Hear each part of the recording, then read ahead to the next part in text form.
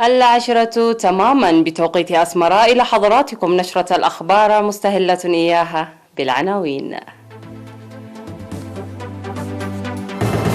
الرئيس سياس أفورقي يستقبل وزير خارجية المملكة العربية السعودية. 17 مليون نقفة لبرامج الرعاية الاجتماعية في أقليم شمال البحر الأحمر. تدشين 3 مدارس في أرعتة.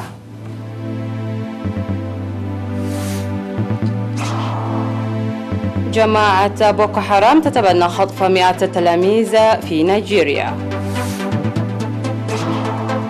أول تبادل للأسرى بين أرمينيا وأذربيجان بعد النزاع على ناغورنو كاراباخ. وأمطار غزيرة تضطر السلطات لإجلاء المئات في شمال شرق أستراليا. أهلا بكم إلى تفاصيل النشرة. استقبل الرئيس سياس أفورقي مساء اليوم 15 من ديسمبر وزير خارجية المملكة العربية السعودية الأمير فيصل بن فرحان، وتسلم منه رسالة خادم الحرمين الشريفين الملك سلمان بن عبد العزيز وولي العهد الأمير محمد بن سلمان. وتناول اللقاء الذي جرى بقاعة هجر العلاقات الثنائية والقضايا الإقليمية ذات الاهتمام المشترك. وأكد الجانبان في اللقاء تطابق وجهات النظر الإريترية السعودية في القضايا التي تم تناولها، واتفقا على الارتقاء وتوسيع التعاون في القضايا الثنائية والإقليمية انطلاق من الرؤى ووجهات النظر المتطابقة هذه.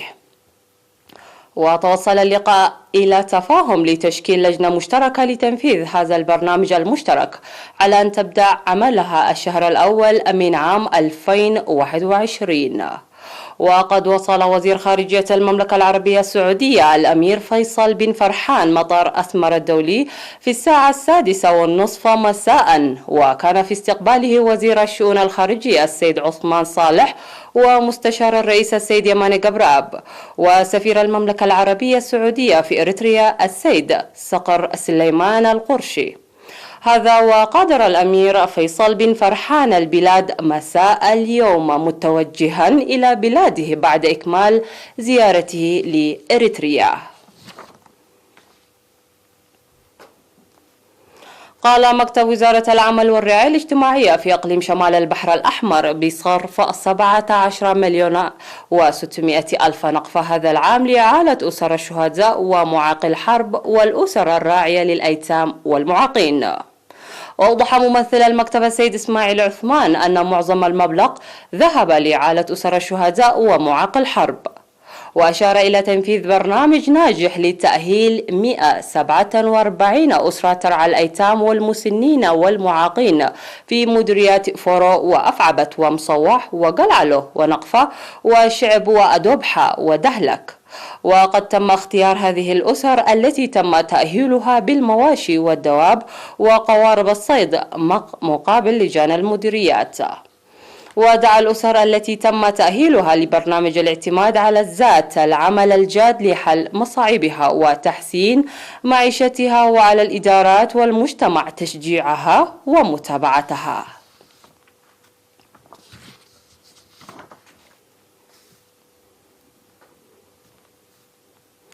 دشنت 3 مدارس شويدا في را بضاحية بحيتا ورامودا بضاحية طيعو في مديرية أرعتا.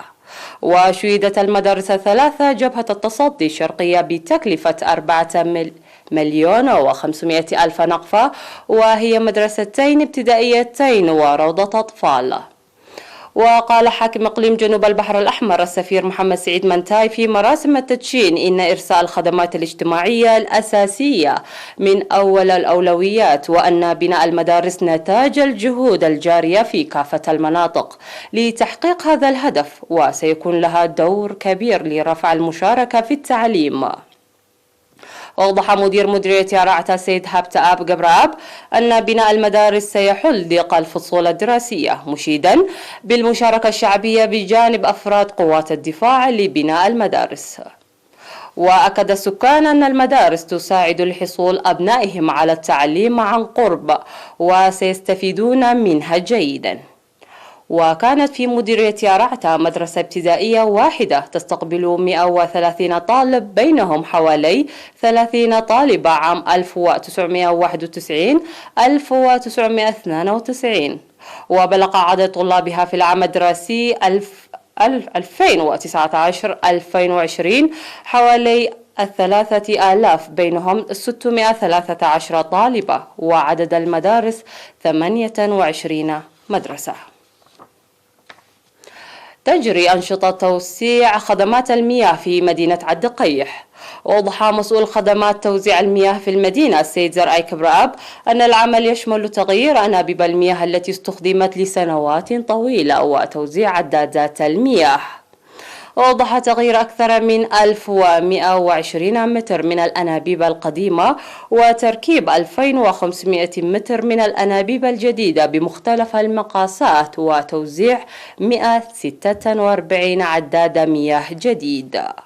وأشار إلى تجديد أنابيب المياه من الخزان الذي يسقي المدينة بالمياه بطول حوالي 16 كيلومتر، وتركيب أنابيب المياه بطول كيلومترين لتقديم المياه لكلية التجارة والعلوم الاجتماعية.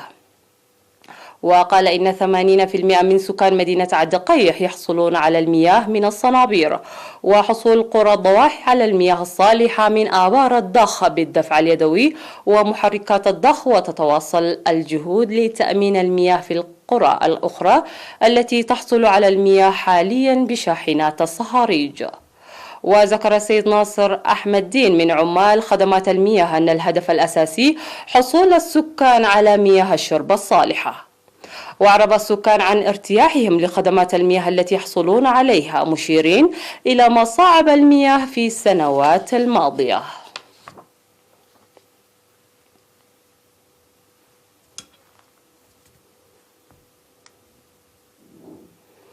عقدت رئيسة الاتحاد الوطني للمرأة الإريترية السيدة تخا أتسفا ميكائيل سيمينار يوم 12 من ديسمبر عبر تقنية الفيديو لعضوات فرع الاتحاد في أوروبا. تضمن السيمينار الأوضاع في البلاد والمنطقة ومهام المرحلة الجديدة وبرامج عام 2021 ودور الاتحاد والعضوات في الاستثمار الاقتصادي الوطني. شاركت في السيمينار أكثر من 400 عضوة، بينهن مسؤولات الفروع في 9 دولة و90 مدينة أوروبية.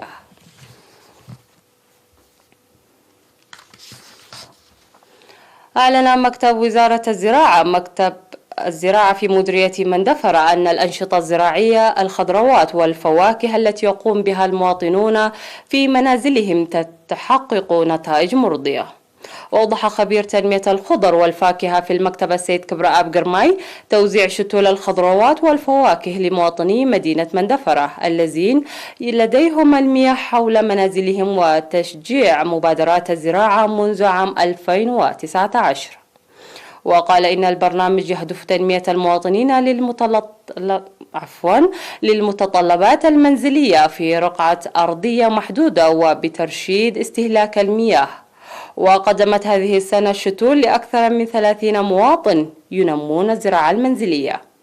وذكرتا السيدتان هيومان سبهاتو وبلالاي شمندي التي تقومان بالزراعة المنزلية استفادة من مياه الأمطار الذي خزنتها في موسم الخريف، تمكنهما من إنتاج الخضروات والفواكه لسد حاجة الأسرة وبيع المتبقي بالشتول المقدمة دعما من وزارة الزراعة. وأشرنا إلى الدور الفعال لمتابعة وإرشادات خبراء الزراعة في الأنشطة الزراعية التي يقمن بها.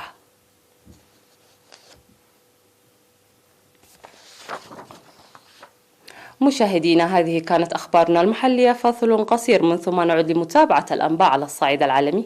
ابقوا معنا.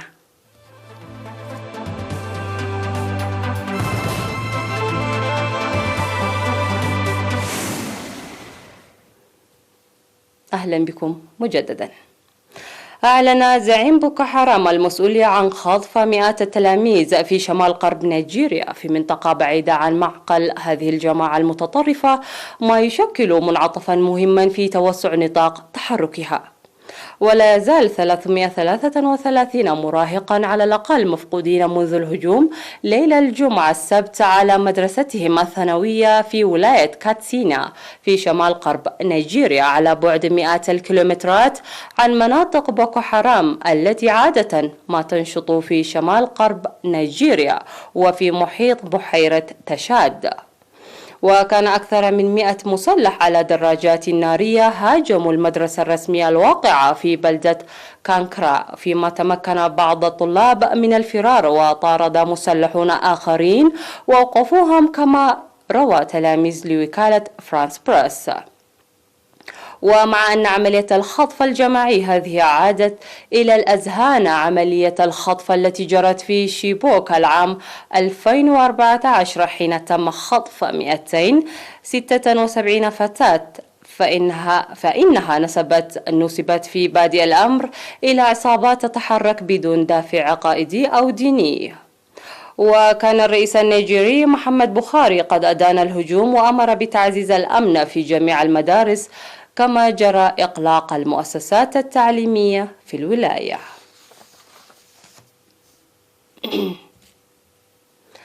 ذكرت وزارة الدفاع الروسية أن أرمينيا وأذربيجان بدأتا في تبادل مجموعات من أسرى الحرب في إطار مبادلة لجميع الأسرى توسطت فيها روسيا بعد صراع على إقليم ناغورنو كاراباخ. وذكرت وكالة انترفاكس الروسية أن نائب رئيس الوزراء الأرميني تيغران أفينيان أعلن في وقت متأخر عودة مجموعة تضم 44 من أسرى الحرب إلى أرمينيا بعد وساطة روسية. وقال روستوم ماردوف قائد قوات حفظ السلام الروسية إن طائرة عسكرية روسية أقلت أيضا مجموعة تضم 12 أسيرا من أذربيجان إلى باكو بموجب اتفاق المبادلة. وكانت قوات حفظ السلام الروسية بدأت الانتشار في مناطق النزاع في ناغورنو كاراباخ في 15 من نوفمبر الماضي إنفاذا لبنود الاتفاق الثلاثي الذي وقعته باكو ويريفيان في موسكو.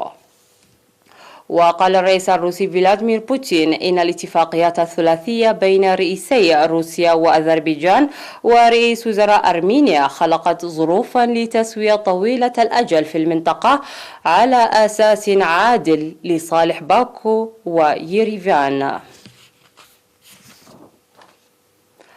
اجتاحت أمطارا غزيرة ورياحا عاتية وأمواجا شديدة ساحل شمال شرق أستراليا لليوم الخامس على التوالي، فأجبرت السلطات على عمليات إجلاء للسكان على نطاق واسع. ومع استمرار مستويات المياه في الارتفاع بسبب هطول أمطار غزيرة، أغلقت الطرق المنخفضة ووجهت خدمات الطوارئ في ولاية نيو ساوث ويلز المئات من سكان مدن إقليمية عديدة للانتقال إلى أماكن أكثر أمانا. وأدت ظروف الأعاصير الناتجة عن منخفض جوي شديد قابل الساحل ولاية كوينزلاند إلى ابتلاع شواطئ، كما قمرت المياه مساحات شاسعة من المناطق المكتظة بالسكان بين حدود ولايتي نيو ساوث ويلز وكوينزلاند. وتتوقع أستراليا صيفا ممطرا على نحو أكبر من المعتاد بسبب ظاهرة نينيو المناخية التي ترتبط عادة بمزيد من الأمطار والمزيد من الأعاصير المدارية، على الرغم من موجة الحر الشديد التي هبت في الشرق قبل أسابيع.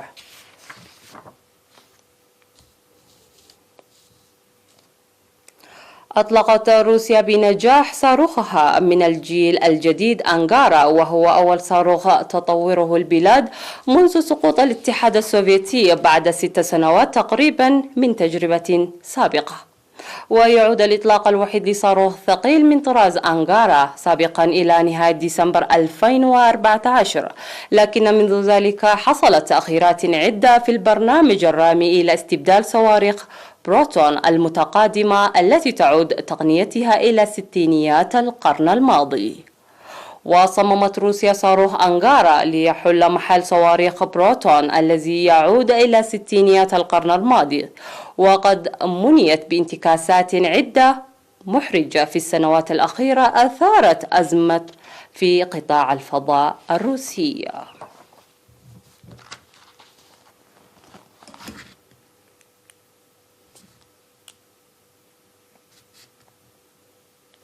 وبهذا وصلنا وإياكم إلى ختام النشرة. أشكركم على حسن المتابعة، إلى اللقاء.